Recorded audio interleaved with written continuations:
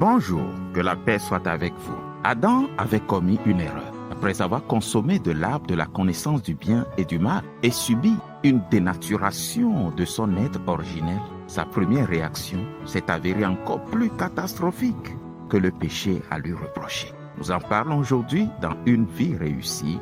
Si vous n'êtes pas encore abonné à la chaîne, faites-le, aimez, partagez le message. Vous êtes bénis de le faire. Merci. Au tout début de la vie sur terre, l'ancêtre commun des hommes avait commis une faute grave qui va précipiter toute la progéniture dans des problèmes. Et comme cela est de coutume, sa conscience commença à le déranger, à lui rappeler son péché. Alors, pris de remords, de confusion et de culpabilité, cet homme prit l'initiative de se cacher loin de la face de Dieu. C'était justement la chose à ne pas faire. À l'époque, l'Éternel, le Créateur, rendait visite sur le soir à cet être qu'il avait conçu et créé de manière à lui ressembler. Le plaisir du Père à passer du temps avec son fils et ami était évident.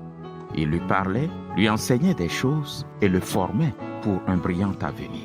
Cet homme emblématique avait reçu la charge de donner un nom à tout ce que Dieu venait de créer. Vous vous rendez compte? Mais alors qu'un soir, comme d'habitude, l'Éternel vint dans le jardin où était logé le couple originel. Adam et Ève ont cherché à fuir la présence de Dieu. C'est souvent ce qui arrive quand l'homme tombe dans le péché. Au lieu de s'en détourner en courant vers l'Éternel pour avoir son pardon et son soutien, on fait le choix erroné de s'éloigner. Ne fuyez pas loin de Dieu. Quelle que soit votre faute, il est fidèle et juste pour vous pardonner et vous laver de toute iniquité si vous êtes sincèrement décidé à changer. C'était votre frère Timothée Lumière. J'attends vos questions dans les commentaires. Que Dieu bénisse et vous donne la paix. À bientôt.